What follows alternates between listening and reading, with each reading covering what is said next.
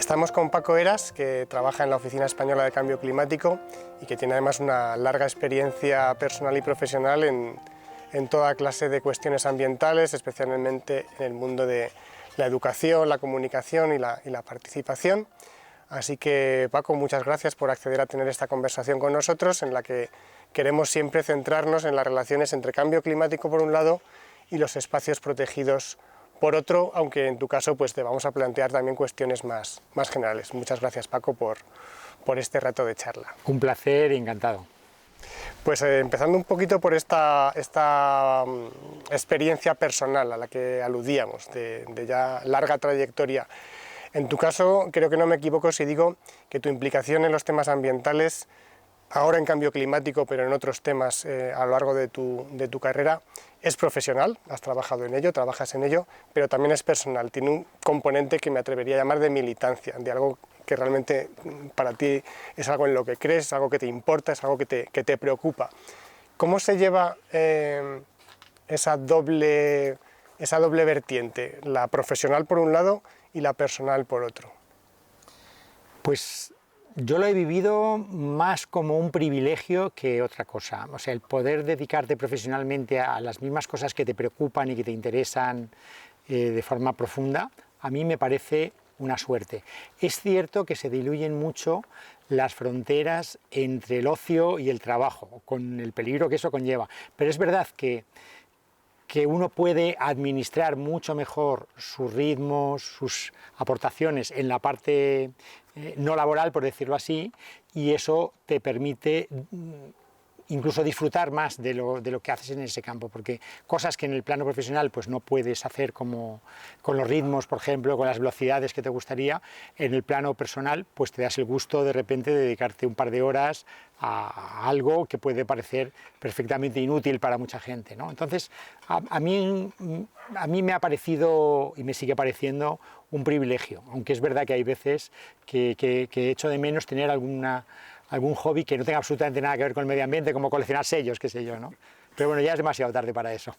Bueno, pues dentro de estos temas está claro que uno de los que te ha preocupado y en los que trabajas actualmente es cambio climático, que digamos en este momento en la Oficina Española de Cambio Climático pues llena tu dedicación profesional de manera central.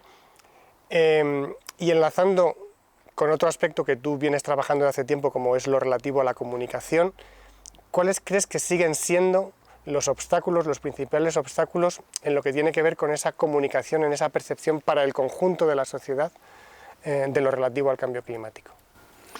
Bueno, yo empezaría diciendo que creo que por lo menos los trabajos que hemos ido haciendo estas últimas 10, 15 años sí que indican que está habiendo una evolución, o sea, es decir, que yo sería en principio optimista en el sentido de que cuando empezamos, por ejemplo, a hacer estudios sobre la percepción social del cambio climático a finales de la década primera, de 2008, por ejemplo, pues el cambio climático era un tema muy poco relevante socialmente y también políticamente y mediáticamente. Claro, todo tenía una cierta lógica. Ahora eso ha cambiado sustancialmente, pero es verdad que siguen persistiendo malentendidos, déficits de comprensión de dónde estamos y cuál es el problema. Yo, si tuviera que elegir un par de ellos, quizá diría que no tenemos una conciencia clara de la profundidad de los cambios que tenemos que acometer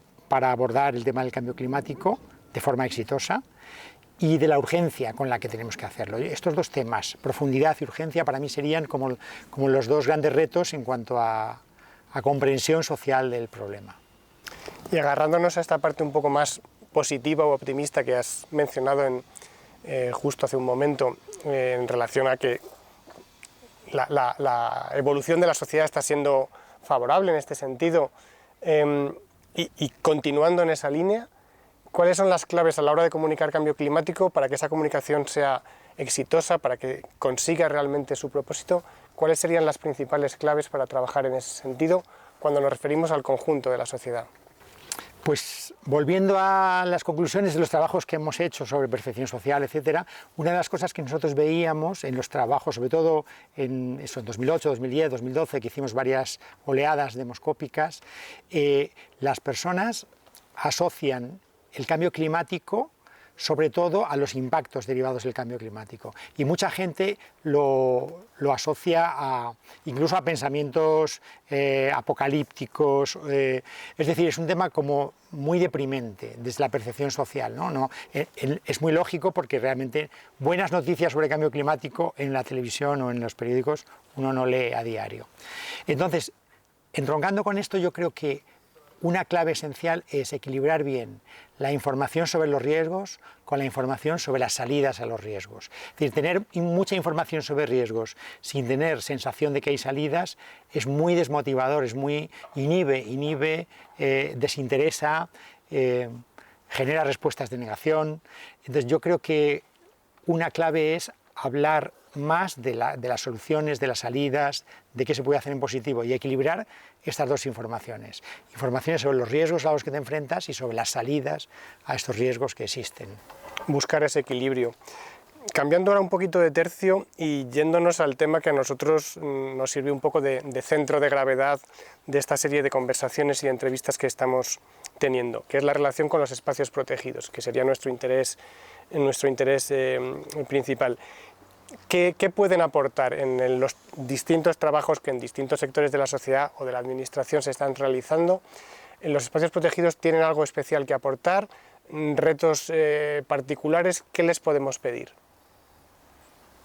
Yo, si tuviera que destacar, creo que los espacios protegidos aportan capacidad para la experimentación, es decir, los espacios protegidos tradicionalmente han sido lugares donde se ha experimentado, donde se han probado soluciones, donde se han, por ejemplo, promovido proyectos piloto de cosas que luego se han generalizado.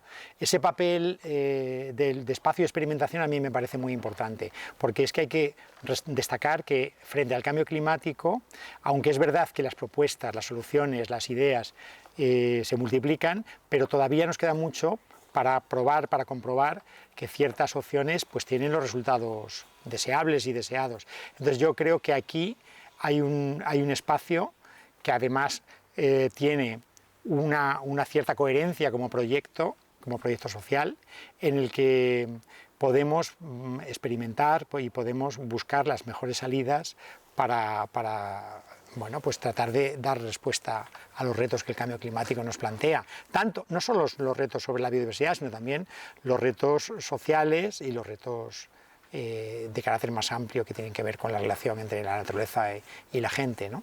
Para fijar un poco esta idea, ¿habría algún espacio, algún parque natural? Hoy estamos aquí muy cerca del Parque Nacional de la Sierra de Guadarrama realizando esta entrevista. ¿Hay algún caso concreto que podrías citarnos, digamos, en positivo, ya sea aquí en España o en otro lugar que conozcas, de espacios protegidos donde estén trabajando en relación con el cambio climático de un modo constructivo y que pueda servirnos de ejemplo? Pues, por ejemplo, en el Parque Natural del Montgrí, en Girona, se ha hecho un trabajo de restauración dunar que desde mi punto de vista es un auténtico escaparate de cómo aplicar las soluciones basadas en la naturaleza a la protección tanto de las infraestructuras humanas de la vida como de los ecosistemas. El trabajo que se ha hecho allí de restauración no solo se ha comprobado útil desde la perspectiva del cambio climático, es decir, el cambio climático provoca un ascenso del nivel del mar, un incremento de los temporales costeros, de la erosión costera, y ese cordón dunar pues, es un elemento protector, un elemento que de alguna manera impide que el mar tenga ese efecto destructor sobre el entorno, pero además ha tenido efectos positivos socioeconómicos, paisajísticos, etc. Yo diría que los datos que todavía se siguen recogiendo ahora, porque la intervención es de hace unos años, muestran el camino que se puede seguir en otros muchos espacios protegidos mediterráneos, por ejemplo, para de alguna manera tratar de dar réplica a lo que serían los efectos negativos que provocan los temporales costeros crecientes en intensidad y en frecuencia o el ascenso del nivel del mar. Ampliando ahora un poco de nuevo el foco, es decir, no solo los espacios protegidos, sino el conjunto de las administraciones públicas, toda su labor. Tú trabajas en la Oficina Española de Cambio Climático, la Ley de Cambio Climático, el Plan Nacional de Adaptación como horizonte, digamos, de cuestiones que se están planteando. no como representante oficial ni mucho menos, sino desde tu opinión personal, desde tu visión personal, ¿qué elementos destacarías de lo que se está haciendo ahora desde las administraciones públicas en esta materia? Pues la primera cosa que yo destacaría es el esfuerzo que se está haciendo en la transversalización del tema. Es decir, el cambio climático empezó siendo un tema, entre comillas, ambiental, ¿no? De hecho, estaba el icono del cambio climático, que era el oso polar sobre un trocito de hielo inestable, que precisamente aludía a esto, ¿no? En el Plan Nacional de Adaptación, por ejemplo, que hemos aprobado el año pasado, que aprobó el Consejo de Ministros el pasado año, en septiembre, se atribuyen acciones y responsabilidades a un total de 18 ministerios de la Administración General del Estado. Y también está mejorando pues, la coordinación con las comunidades autónomas, los municipios. Entonces yo creo que este esfuerzo de transversalización es muy importante, porque estamos ante un reto que afecta prácticamente a todos los sectores económicos y a todos los campos de la actividad humana, ¿no? Entonces, aquí yo entiendo que sí que estamos logrando avances, estamos poniendo el tema en la agenda de un montón de departamentos que a partir de ahora pues están teniendo en cuenta el asunto. Claro, compartir la responsabilidad no solo es cosa de los de medio ambiente, sino realmente de todas las administraciones. Y ahora que no nos oye nadie, ¿qué cosas no estamos haciendo y deberíamos hacer? Pues yo creo que en el punto en el que estamos, el gran reto es lo que yo creo que una traducción de estas del inglés terrible, pero bueno, la jerga, es esto de escalar las soluciones, es decir, el intentar generalizarlas. Creo que ya sabemos suficiente sobre medidas, sobre iniciativas que funcionan, y ahora el gran reto es el hacerlas viables en un conjunto de contextos muy amplio, porque lo que sí que es importante es que lo que no podemos hacer es aplicar estas soluciones que han funcionado bien en algún lugar como meras recetas, ¿no? Sino que hay que adaptarlas a contextos concretos y eso lleva un esfuerzo y un tiempo. Pero este esfuerzo de escalar, de generalizar soluciones, yo creo que es donde tenemos ahora que centrarnos. Y volviendo a los temas de comunicación con los que empezábamos hace un momento, ¿cuáles serían entonces los mensajes que no estamos lanzando y que deberíamos empezar a lanzar o a poner encima de la mesa en relación con estos cambios que tú estás reclamando como necesarios? Yo creo que un mensaje fundamental es que nos estamos quedando sin tiempo.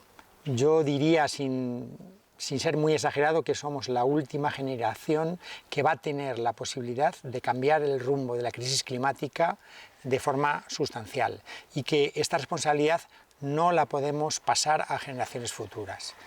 Y quizá el segundo mensaje complementario con este es que necesitamos acometer cambios profundos, cambios muy sustanciales. Si nos quedamos cortos, si no somos capaces de hacer lo necesario en el momento adecuado, pues seguramente no tendremos éxito y no conseguiremos evitar esta desestabilización peligrosa del sistema climático que tanto nos preocupa.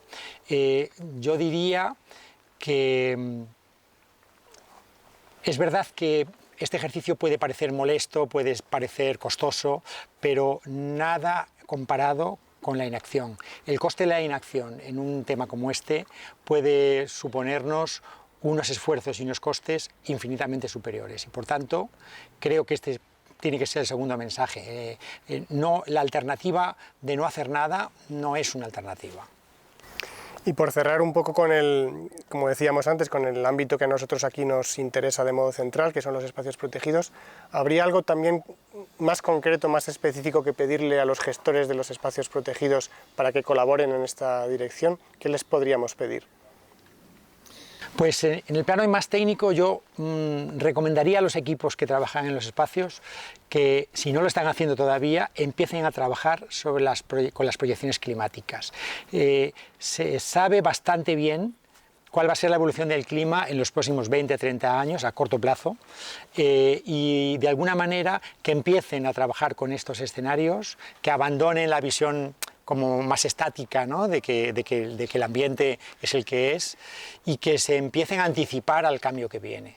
Esta sería quizá la recomendación que yo podría dar, así como más genérica.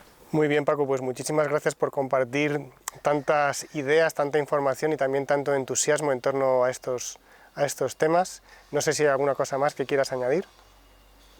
Simplemente decir que el trabajo es apasionante y que a los que nos escuchan, a las que nos escuchan, que quieran al final centrarse en él, pues desearles muchísima suerte, porque hay mucho que hacer y desde luego todos los esfuerzos van a ser pocos.